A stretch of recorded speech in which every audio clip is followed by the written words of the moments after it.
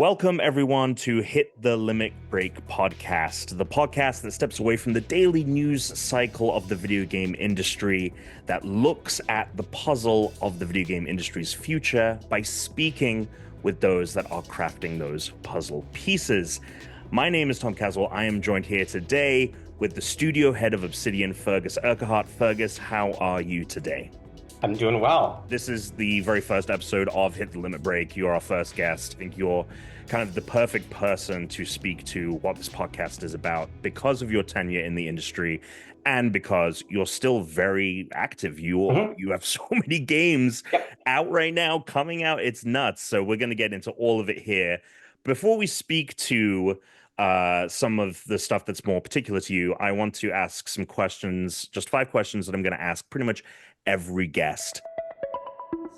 Outside of obvious things, what to you is the biggest difference to being in the industry now compared to when you first entered it? I think it's that the stakes just seem a little higher. So I Sure. think that when I started, I always think back to like people ask me about working on Fallout. It sounds bad to say in some ways, but it was just a game we were working on, right? It was just like I think when I first started working on Fallout, I was 26. I first started testing games when I was 21. And back then it was just, hey, this was a game we're making, and then we're going to make another game, then we're going to make another game, and we're going to make another game. And we kind of did it all in sort of 18 to 24 month cycles, 12 to 24 month cycles. And we kind of didn't know what we didn't know.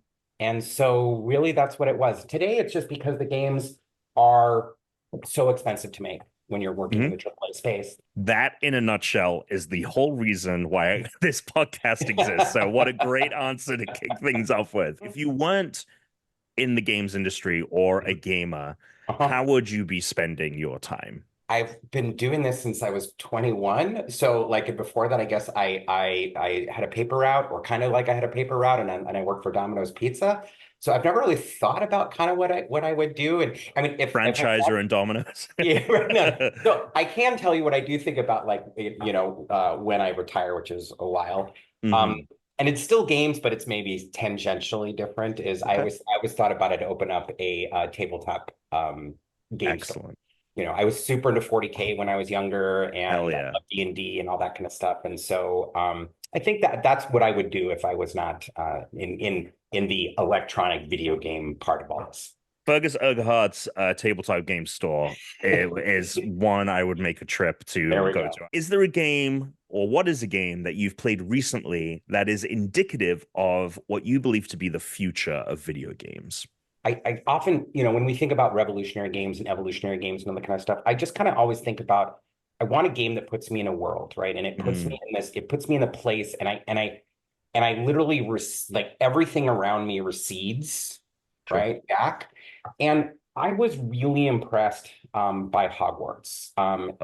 And why I was specifically impressed, like sometimes technically, like it's not always about the technology of everything, but the one thing that I thought was incredibly impressive that they did in Hogwarts was, of course, you have to have Hogwarts, the castle and all that kind of stuff. Sure. And then you have all the surrounding stuff. And then the way that they were able to have, you could literally fly your broom around and like go over one of the parts of the castle, go into a courtyard, jump off your broom, and then go in a door, and now you're in the castle. And it was like, other than they'd sometimes slow you down to a walk, it was like this seamless, like I'm in that world. And I that was really impressive to me, and so because I focus a lot usually on kind of those style games. Last year I was playing a ton of Loop Hero, and I just was playing Dave the Diver.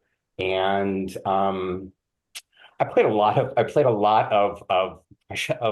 Pressure Washer. Oh, sure, Power Wash. Yeah. So, I mean, I play all these different stuff. Yeah. So I don't know. Maybe the future of the games, maybe in that what I'm saying there is, there's so many games that will now give you different experiences. Like, so for people, if you don't want a Souls game, if you don't want to like throw your controller against the wall like me when playing a Souls game, sure, you can then go play Pressure Washer Simulator. And I think maybe I don't know, maybe that's a weird way of kind of backing into an answer.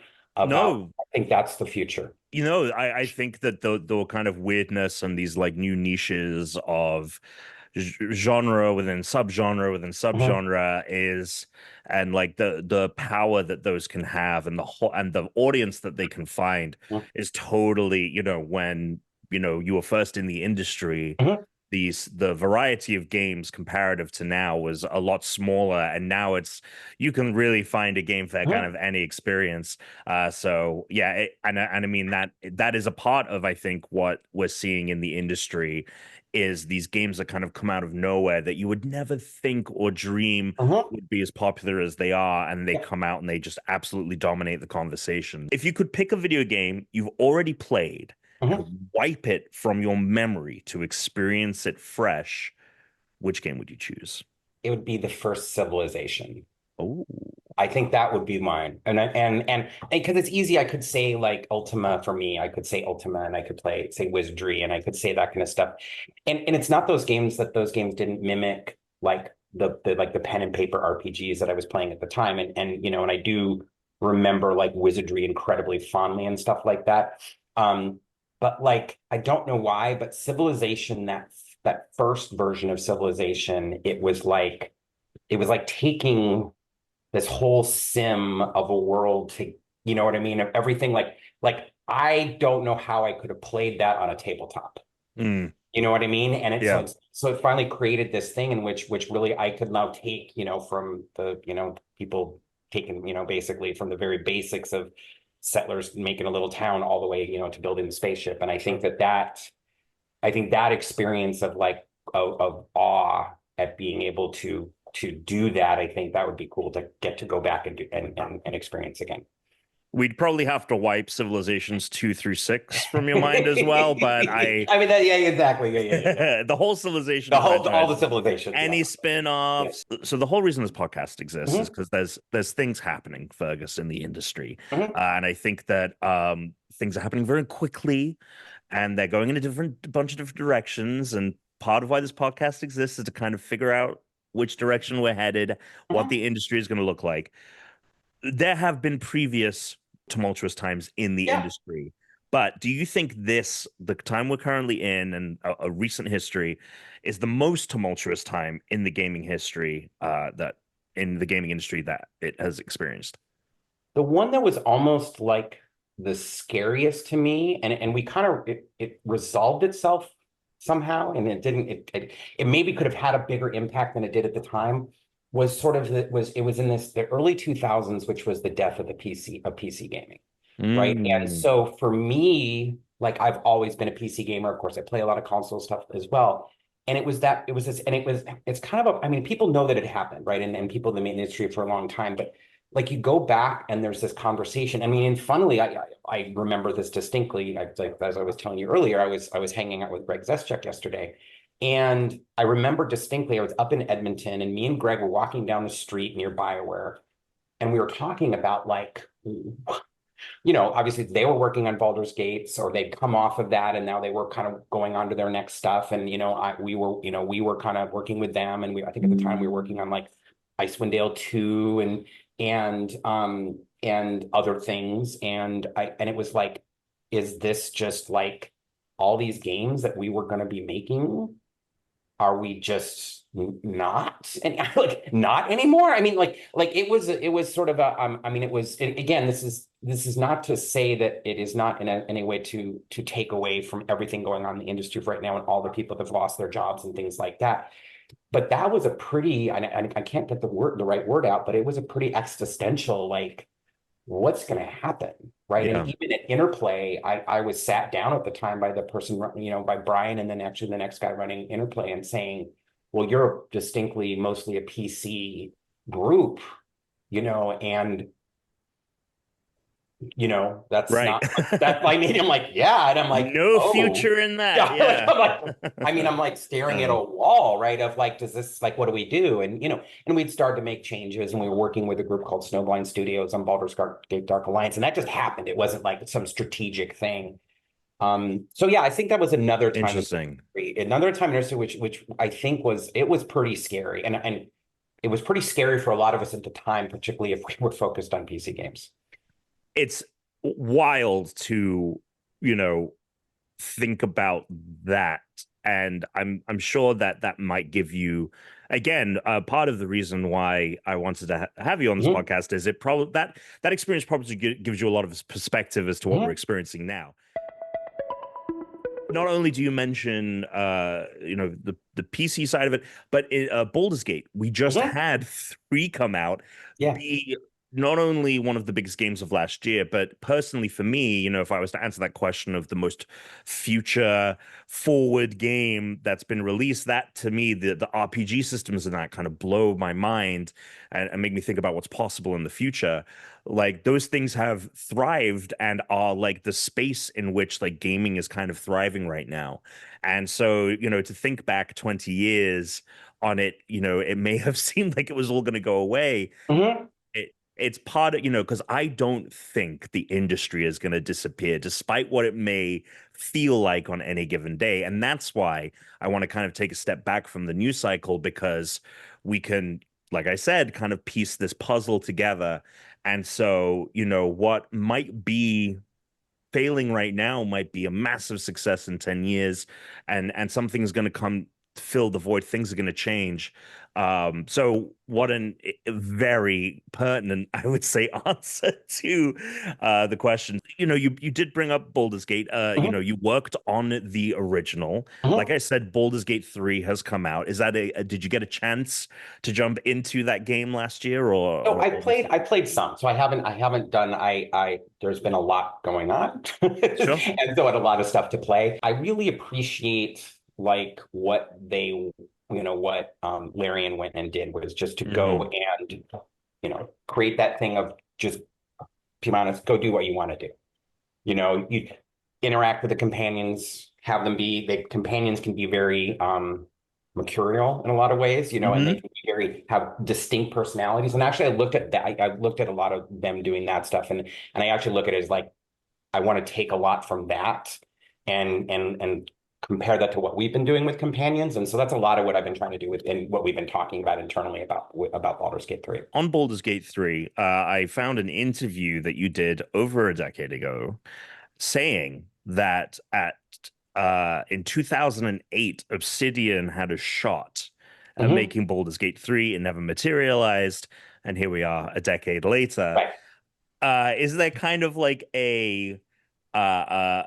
happiness might not be the right word, but maybe like a relief that that game didn't actually come to you, and Larian got to make it, and like you can experience it as a player, and the kind of weight and the responsibility of making Baldur's Gate 3 wasn't something you had to undertake. Is that something you think about at all? I would say it's more bittersweet, right? Sure. So like, of course, I love RPGs and I play RPGs while it might take me a while to get to everything, I generally play everything.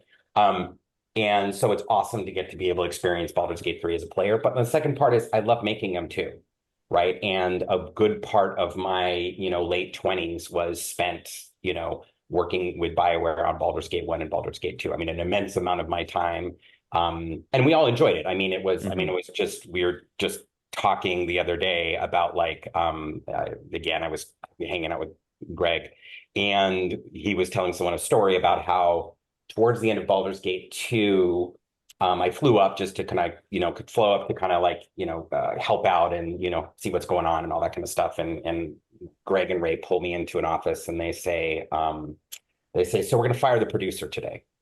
And I said, okay, interesting. Okay, let's, what are we going to do there? And they said, oh, at the time they were still practicing doctors. And so they needed every year that they had to go and do like 2 or 3 weeks of doctoring to still be doctors. Oh, and by the way, we're both leaving to go do that. And I'm like, okay.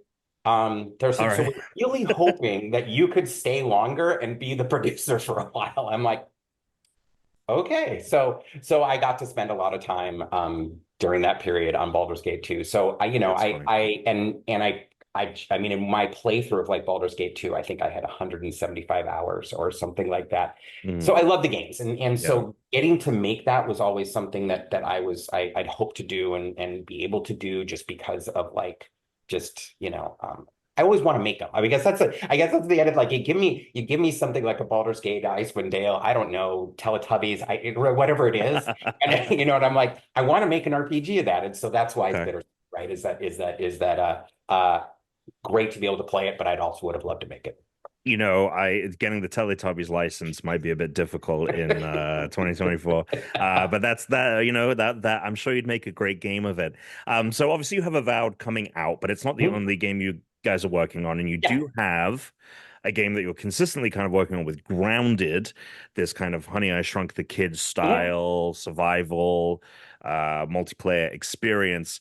That actually recently launched on PlayStation as a part Mhm. of a new initiative, let's say from Xbox, to get some of their games on that platform. And I've actually seen the one of the other games, Sea of Thieves, performing very well Mhm. on PlayStation. Yeah. Has the reception to the game on PlayStation kind of matched the expectations of the team? What are you seeing from your end about having this game on that platform? Well, I mean, they're actually really happy with the reception. So it was, Sea of Thieves is doing amazing, and I don't want to get into the nuts and bolts and stuff, but their monetization is a bit different than ours. Ours Sure. is just more like the survival game by the game, that kind of stuff. And so, but no, I mean, like I said, we're doing well with our numbers from that Good. standpoint. And really with the PlayStation, it was with Grounded, it's always been the idea to get it in the hands of as many people as possible. I mean, it's just such a fun game, all the way from, all the different modes and all the different stuff that you can do in it.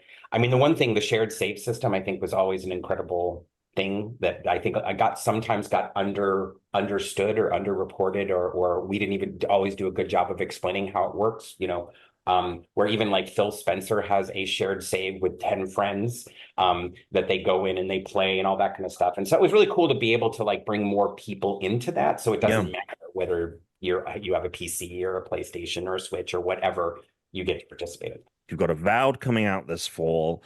Outer Worlds 2 is a game that you've announced at one point as well.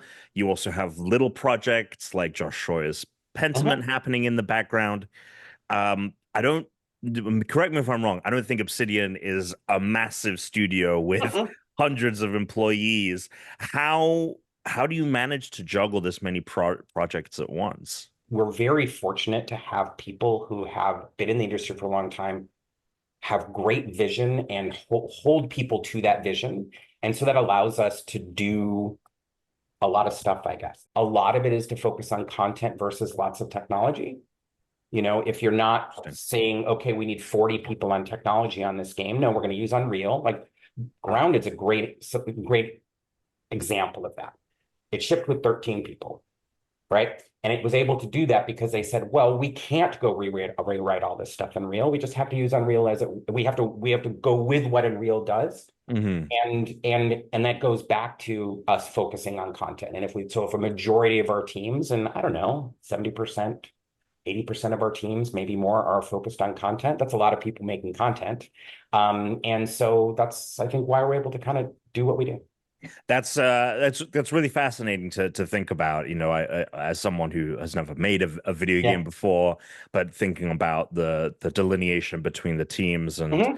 if you don't have to have this massive department Hmm. working on this one thing, you can divert those resources elsewhere. Which resourcing is obviously such a key component to Hmm. even in my field as well. Just making sure that those are smartly used, as you mentioned. You name dropped a number of people there, Hmm. all with years of experience on top of the years of experience you have as studio head of Obsidian. And something that people bring up, especially in the recent history of layoffs across the Hmm. industry, is talent retention. Hmm. And things like, for example, people marvel at Tears of the Kingdom, Legend of Zelda, like even developers are kind of flummoxed as to how that game does some of the physics elements of it, and Yeah. so much of what we've seen seems to be that, well, Nintendo has great talent retention. I think everyone that worked on the original Zelda game still works on Hmm. Nintendo games in some capacity.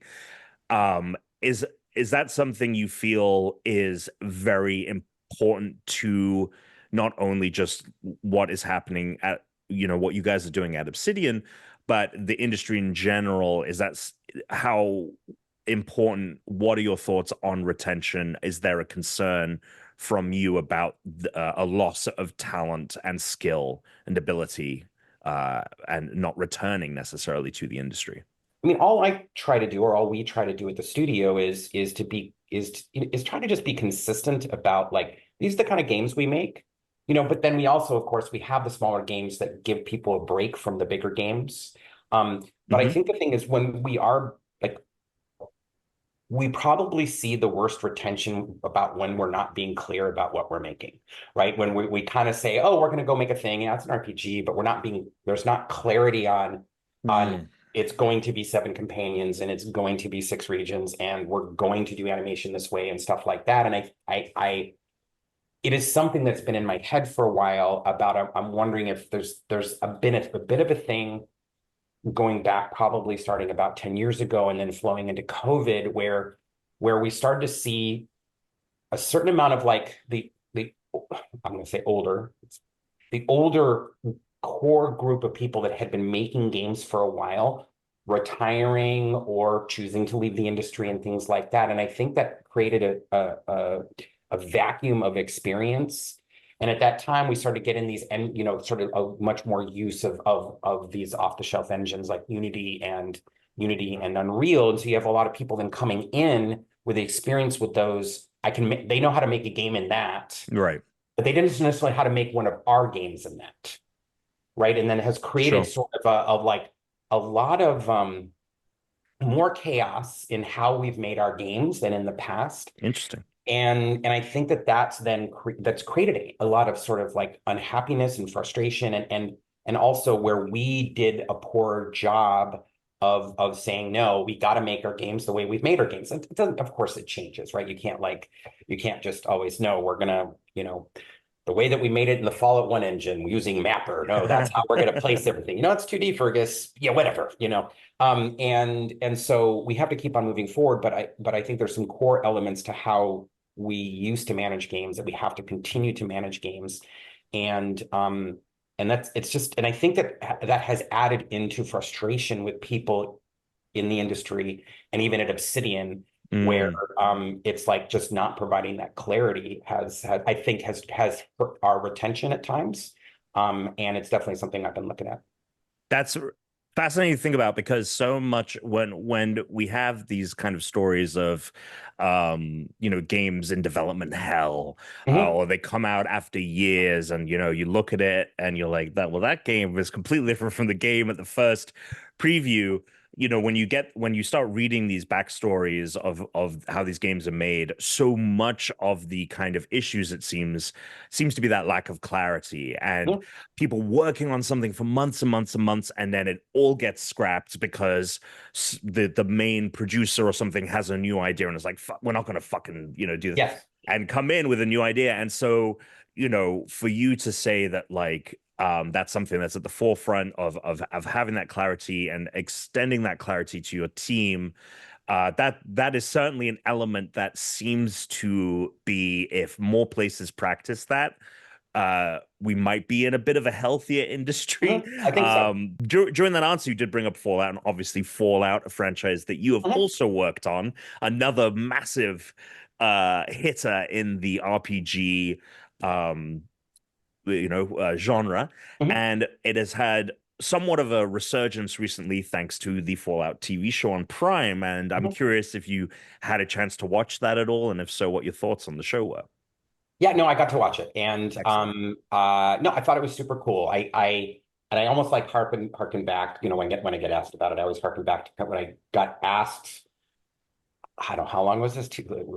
Whenever Fallout 3 was first announced, or when things were first seen about Fallout 3, and people would ask me like, "Well, do you think this is a Fallout game because it's first person and it's a shooter and this thing?" And I said like, "Well, feels like Fallout." I mean, you know what I mean? And I think that's what they really nailed. That they have stim packs and they have Rataway and they have ghouls and they have the vault suits and they have the I want to call them Mr. Handies, but they're not Mr. Handies.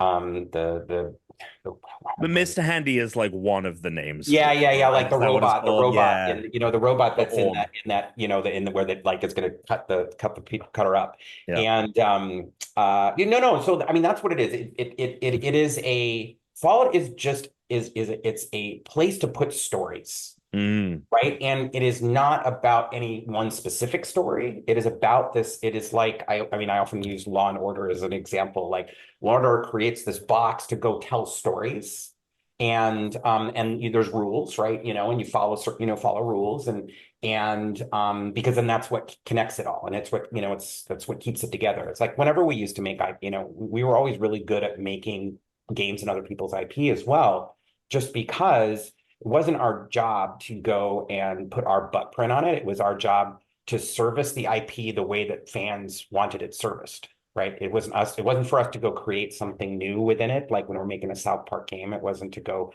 create new characters or anything like that. It was no, people want another episode of or a whole season of South Park. They just wanted they just wanted it in a game, right? And then Mhm. and just to have that mindset. So no, I think with the Fallout, I mean, all that's. I think it was great. I really enjoyed it. So actually tying this into your first the very first question I asked you, the kind of group question Mhm. where you said, um, back in the day you were just making games, and now the Yeah. stakes are a bit higher. Mhm. We see so much the kind of industries, and this is across entertainment. This isn't even in games. I would say this might even pertain more to movies than it does games, but it certainly does pertain to games in some way. Is this notion of mining successful Mhm. existing IP because we know that there is an audience for it and an Yeah. interest in it, and kind of that clash with the desire to create new things and Mhm. the notion that, well, those that successful IP that can get the Prime series and spin-offs that Obsidian makes and that Bethesda Game Studios is working on, and a resurgence in something like Fallout 76. If Fallout never got made back in the day, right? Mhm. And say someone pitched that now as this kind of wacky post-apocalypse, there's these vaults, all of that stuff. Do you think Fallout, if it was made in, let's not even say necessarily today, in the last 10 years, Mhm. do you Mhm. think it would have had the potential to grow into as strong of an IP as it has from it being something that was created, 20 plus years ago? I think it's harder now. I almost liken it to like when someone talks to me sometimes about like talk to me about starting a dev studio, right? I'm like, there's if you want to start a dev studio that's like us, that's going to go make these big games nowadays, that's super hard. I don't, you got to go get funding, you got to be known, you got to this, because you got to go get $100 million, right? And that's a big ask, Mm. And so I think that aspect of that is harder now to kind of go off and make a new IP. On the flip side, one of the reasons that I think Fallout happened, yes, the stakes were much smaller back then, but Brian at the time, he trusted Tim and he trusted some of those people to go off and do something, right? And so there was an understood trust in them.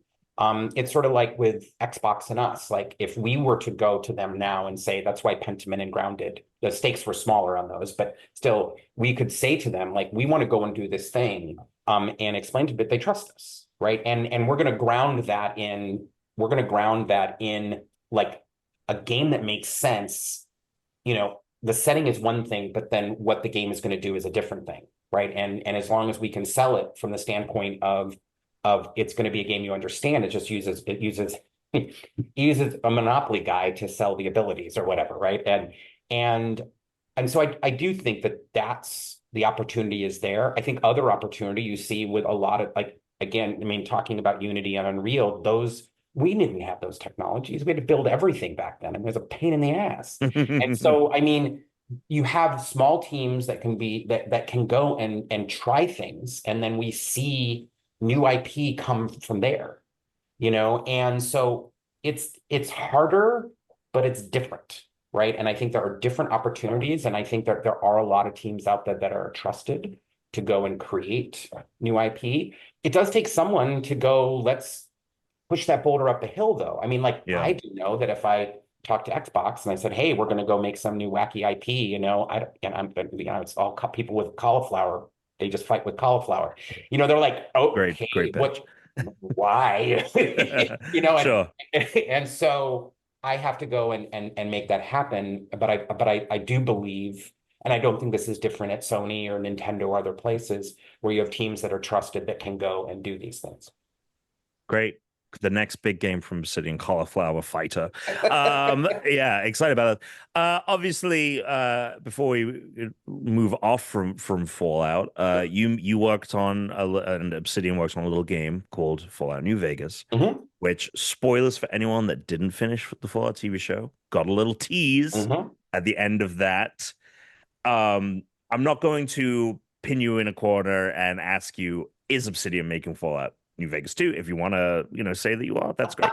But has there been a desire to return to that world?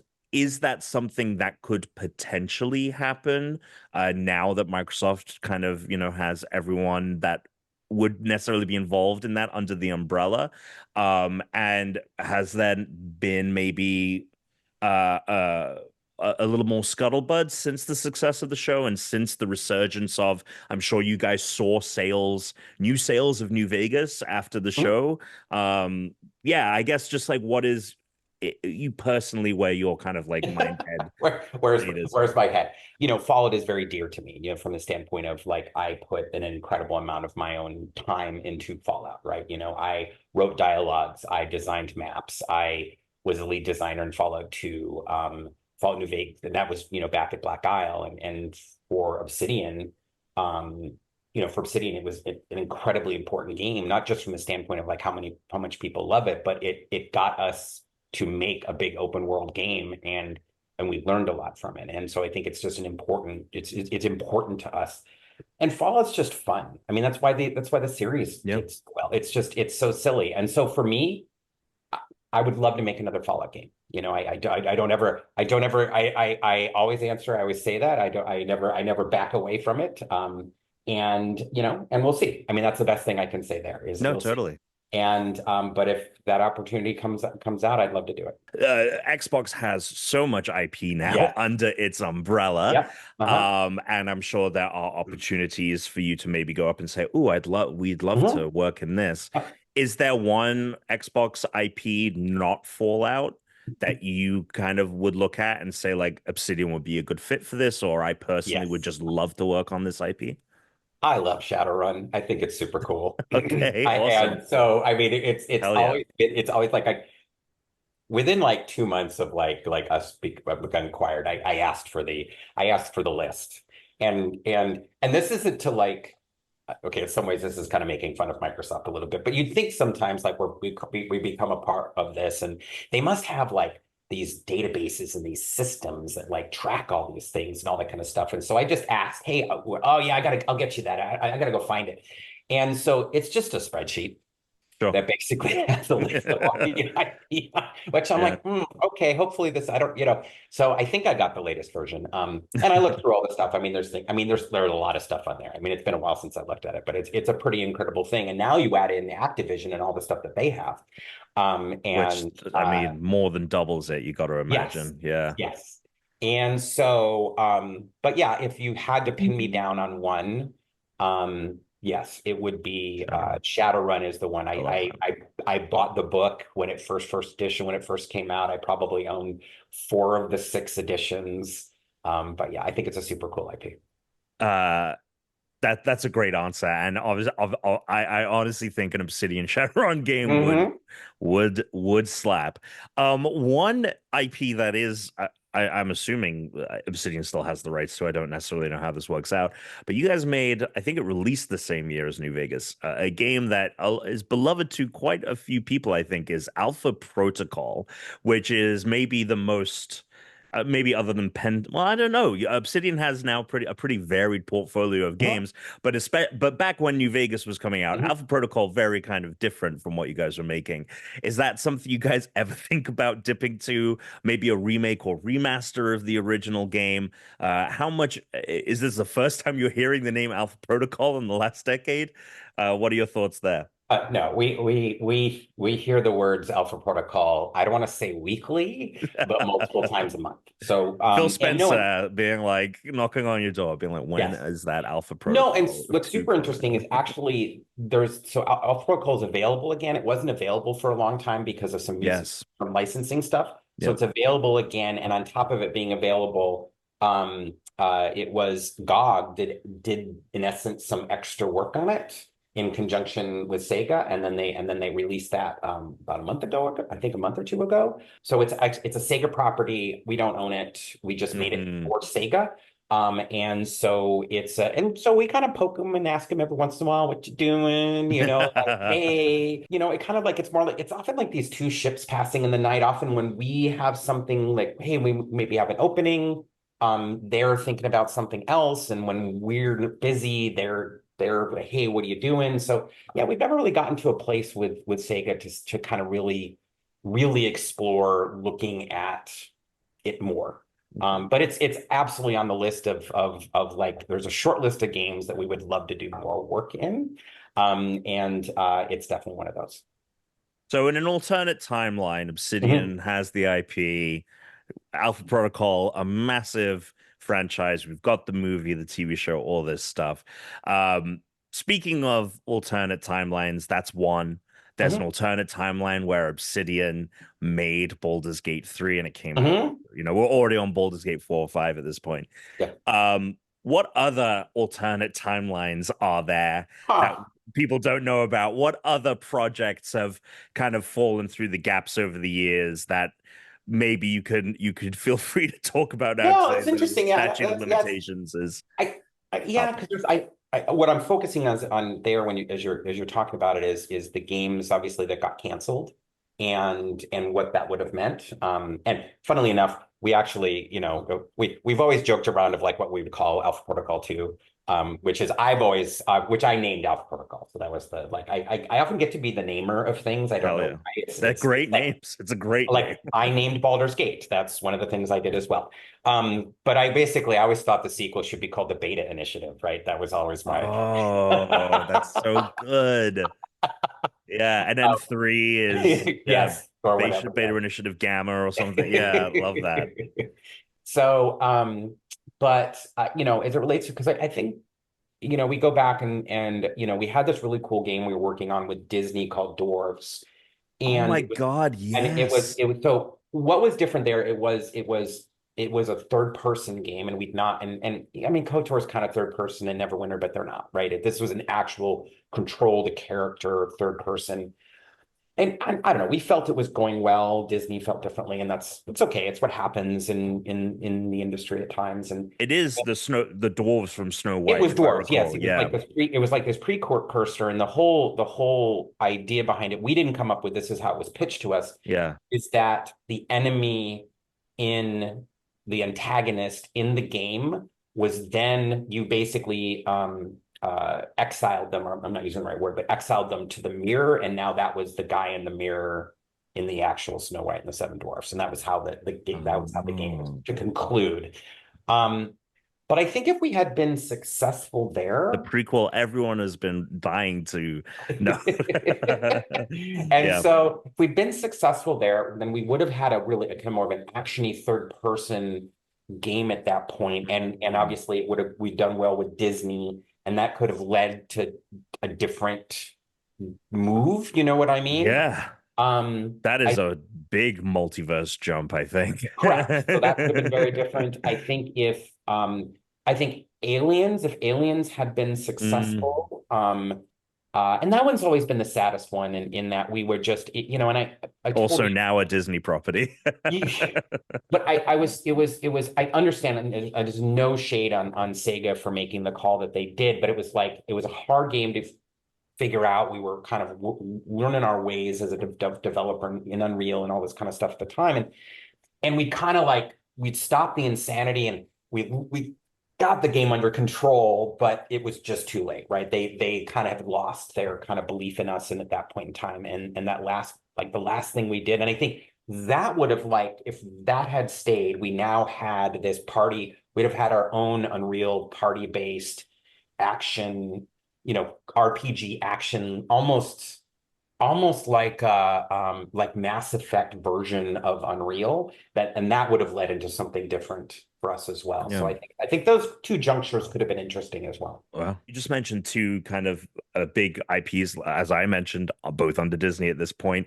One of the trends we're seeing in the industry seems to be moving toward more in-house IP. Some of these deals that companies are making with entities like Disney to get Marvel or Star Wars, they seem to be so expensive at this point that it's hard to make a return on them, Yeah. even if they sell millions of copies. I think that the reports have been that despite Spider-Man 2 selling very well, it cost Sony and Insomniac so much money that, they're still like trying to like make a Yep. bit of a profit on that. And there's rumors that EA was working on more Star Wars stuff, and they've cut back on that. Obviously, it's been a while since you guys have worked on third-party licensing IP. Everything that you guys seem to be working on right now is stuff within your wheelhouse. But is there anything from scuttlebutt in the industry, or maybe direct experience you've had with licensing IP? Is there this notion that um, maybe also the industry, now that it has a lot of successes by being the IP that entertainment pulls from, maybe there's an idea that there's strength in the original IP that exists in the industry itself? I think in the end, it's like anything. It has to do if it makes sense. So, for instance, and I think the challenge of like if you go back to like when we were, I mean, you go back to Baldur's Gate, right? So, I mean, I don't know if this is ever shared, but like I think the final budget that we paid, the money that we paid BioWare, I think the initial contract was like $550,000, and then it went to like I think when it launched, we maybe gave them $1 million or something to get it done by the end. Obviously, then the game can go off and sell 3-4 million units, and so the amount that we put into development was so much small. So then we can give Wizards of the Coast a licensing fee from unit one, and the money all works, right? Now, if you go spend $300 million on a game and you advertise it and all this other kind of stuff, and it's 400 million, and so you got to sell 10 million units just to break even, but your licensor wants to make 10% on that 400 million before you make any money, it starts to get into this thing of like, that's kind of scary. And so I understand, I mean, it would make sense. I think as it relates to any of those IP, either you believe you're going to sell more units using the IP or you don't, right? And obviously they can't ask for 50% royalty because that would be nuts, right? Because that would so many more units you'd have to sell. But Right. like I think the math a lot of the time still does work, because let's say it's not Spider-Man.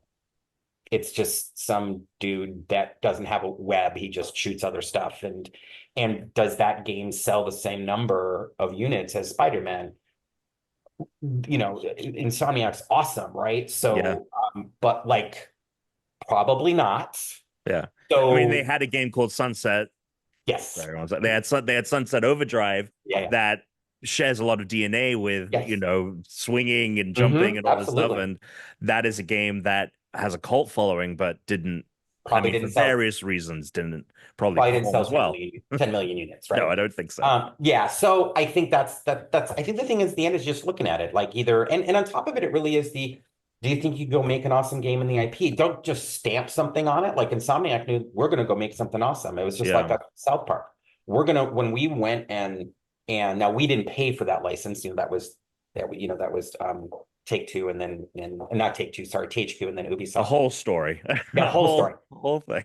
But when we first went and we talked, we pitched it to Matt and Trey because they didn't give us any guidelines. We just went in and say, no, what we made for them to show is that it has to look exactly like the show.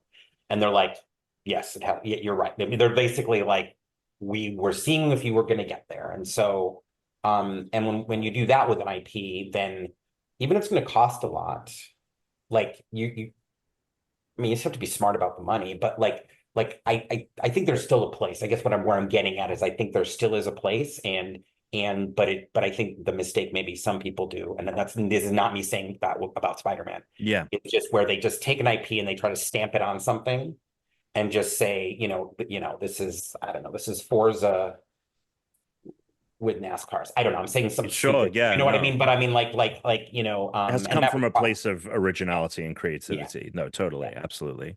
So rewind back, we were talking about obviously like things like talent retention Mhm. and things like this. Obviously the last year plus 2 years has been pretty rough in Mhm. terms of not only just layoffs, but studio closures, Mhm. studios kind of blinking out of existence. And it's funny, I actually reached out to you and your team a couple of days before Xbox had their own experience with closing some of their Bethesda studios, Tango and others. Um, is this the specter necessarily of kind of not just necessarily what has happened at Xbox this last year, but the industry in general? Is that something that weighs on the mind of the team as you're working on these games? Like, is that infecting sounds like the wrong word, but yeah, just kind of like haunting, I guess. Yeah. And does that disrupt the work that you guys are doing at all? Um, I think it depends a little bit. I know it depends a little bit on what generation of game maker we're talking about. And I'm not talking about millennial, this kind of stuff. I'm talking more about people where they are in their career and kind of actually even in their personal life. And going through all of this, I always for myself, I looked at Obsidian and I looked at what we're doing and how we're running our business and we're always looking at running a successful business and making sure we have a very long runway of games. We basically presented to Microsoft before all this happened, I think it was June previous year, so June 23, our slate through like 31, 32, right? And that's how we've always looked at it. And so Mm. for me, I was just, this is what we're doing. And we just have to continue to be successful, continue to evaluate, are we making smart decisions that are make products that are going to make money? Because that's what it comes down to. I think it's a very harsh thing to say to a lot of people about we have to all be making things that make money. Right. And it is a business, right? That Yeah. doesn't mean that we're art in a lot of ways. And the lesson that I had to take was I probably about probably 5, 6 months ago, I was having lunch with one of our younger tech artists, tech designers. And he asked me, he said, so he goes, me and my partner are thinking about buying a condo. Should I'm I? really uncomfortable. Should I? Yeah, I'm really uncomfortable about that. And Oh, it's like, well, are you uncomfortable about Obsidian? He's like, well, I mean, yeah, I'm kind of asking that, but I'm kind of asking about the industry and I'm kind of this and I'm kind of that. And I'm like, and I'm like, I I myself had to go, okay, Fergus, stop being up here. yeah. Stop thinking about just the big what does this mean for everybody? Like, how are they? And then I started talking to more people and more, and it was this strange, not strange, it makes sense. People in their 20s were really worried. Yeah. People in their 30s, less worried. People in their 40s, less worried on top of that, because in some ways they had already seen some of this happen before, not in the same level or the same magnitude.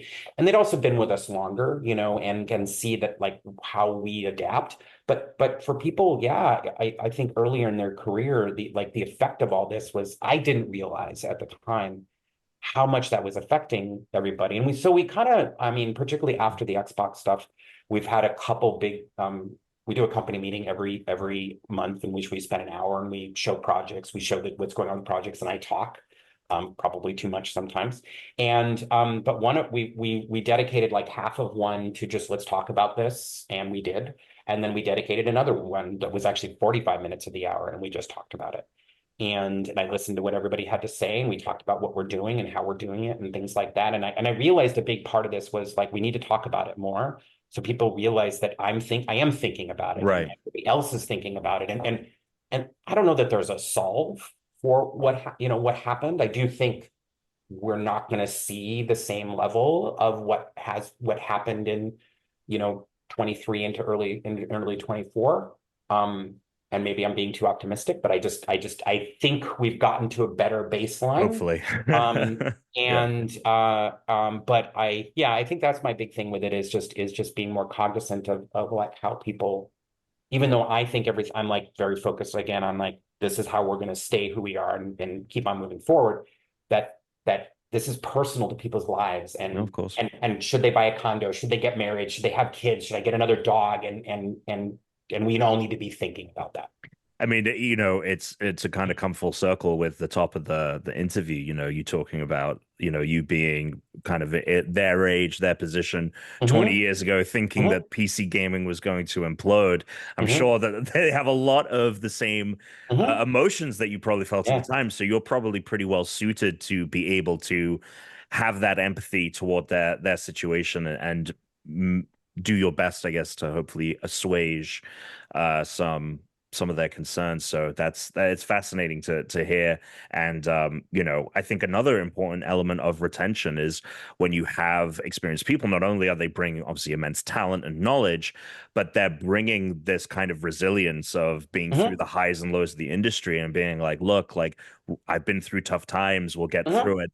Whereas if you have a team that's all young bucks, for lack of a better mm-hmm, word, and inexperienced, no one has that kind of like foresight or experience, so everyone thinks that we're all doomed. If you could mm-hmm. snap your fingers and fix one aspect of the industry, what would it be?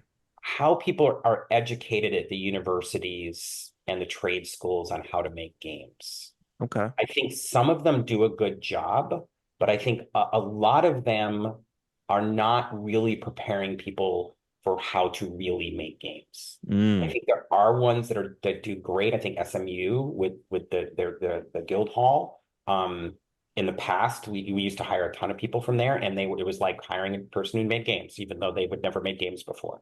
Um, and so I do think that would be something because I feel bad for people to go and spend all this money on this on a school that says I'm going to make you a game developer, and we're like, you didn't learn the things that we needed you to learn, yeah.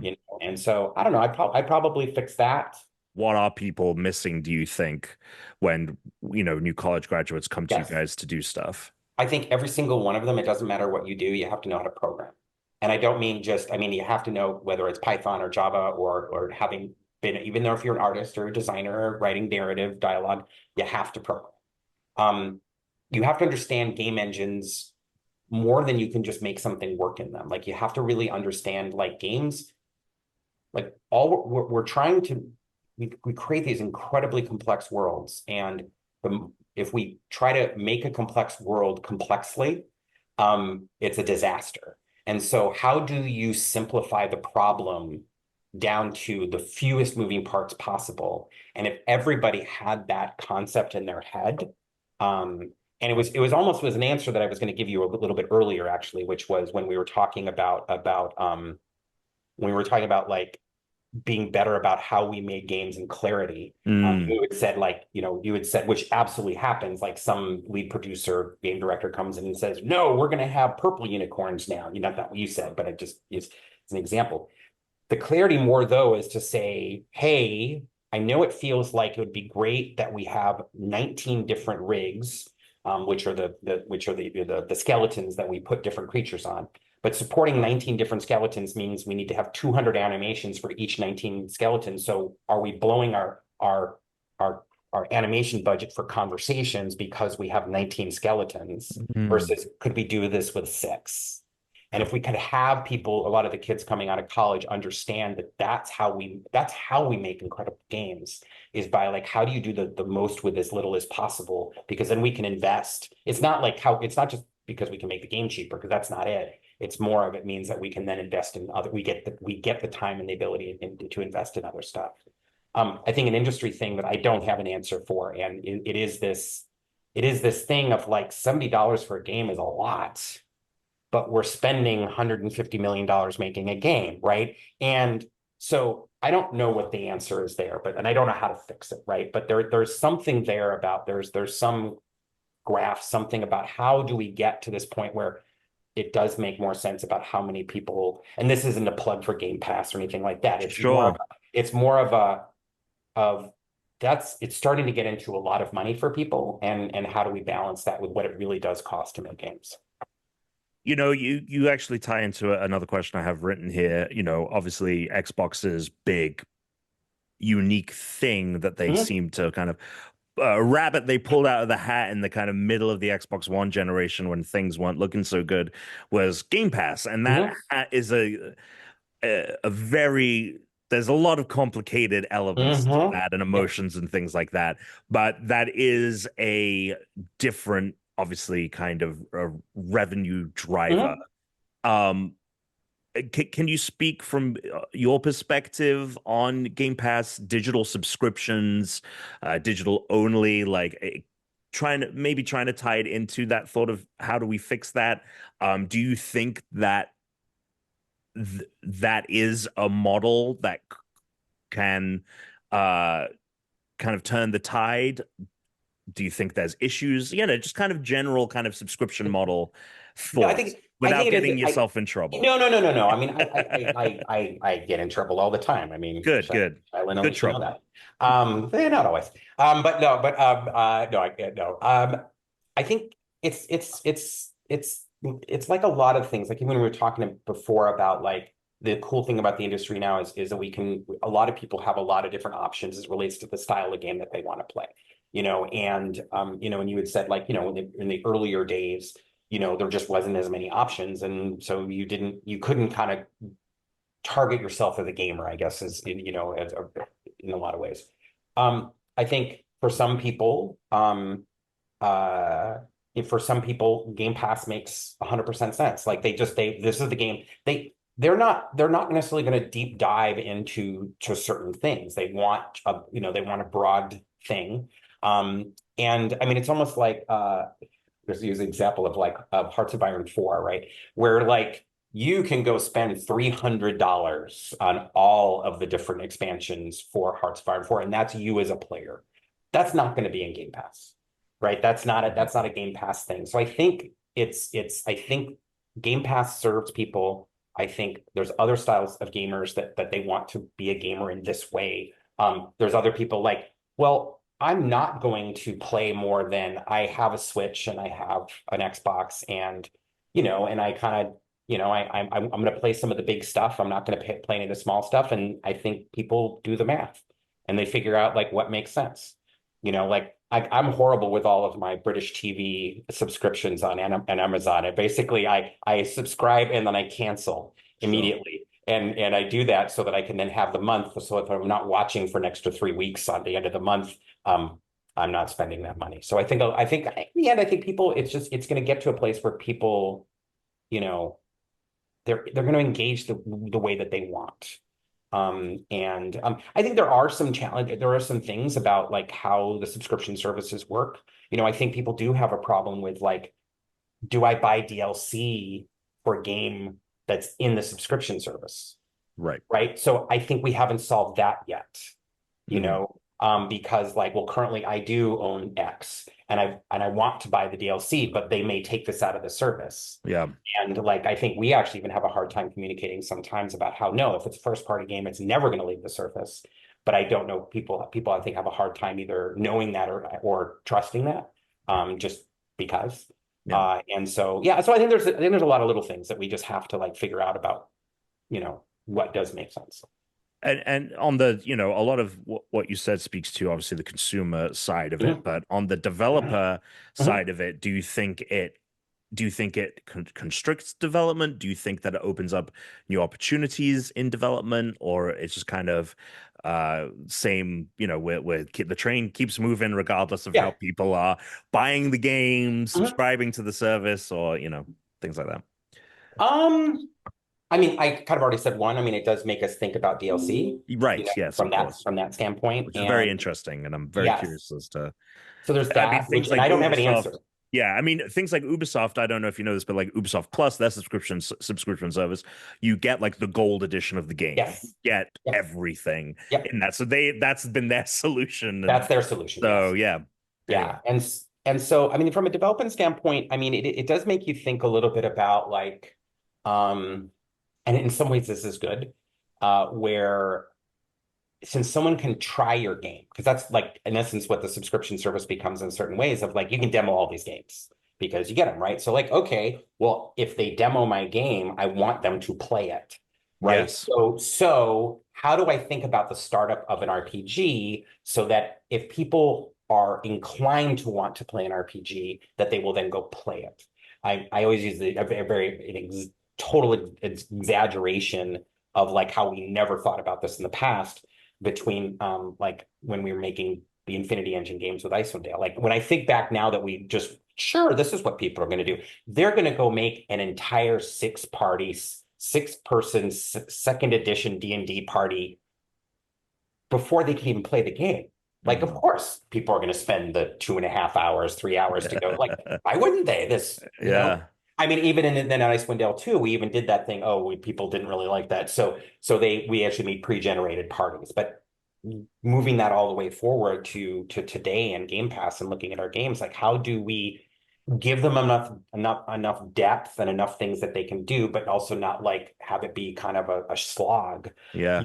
so they get in and they enjoy and not tricking them. It's not about that. It's about No. like getting them into the game that is the game Yeah. so that they continue playing. It's something that I find myself constantly realizing is the games that are hooking me are the ones that get the hooks in me the fastest. Yes. I'm experiencing what the core experience of this game is as quickly as possible, and it clips goes to me, and I'm like, oh, if we're here now in the Yeah. opening hour, where am I going to be 20, 30 hours down the line? And I found that like games that maybe have a bit more of a slow build, like it takes a little while. So is that something that do you feel like, you've got Avowed coming up at some point this year? Mhm. Is that something you feel you guys have achieved with the opening hours of that game? Like we are getting to the meat of what Avowed is, and we are giving that experience in as much of totality as possible, as quickly as possible. Yeah, I mean, we made like a specific decision probably about a year ago where the where the game started a year ago is not where it starts today. So where it starts today, it basically starts with the prologue. And kind of where we're putting character creation within that and how much we are asking for the player to actually do within character creation is been a lot of that. So like the prologue, we basically said, hey, we need to create a much more directed experience for people to get a taste for a lot of the stuff, not all the depth that they will be able to do with a character and that, but give them enough of a taste so they can understand what this game is. And on top of it, it also helped the game from the standpoint of really helped introduce people to what is, a taste of what's going in the conflict and a taste with this part of the world of Eor, this part of on the world of Eor and things like that.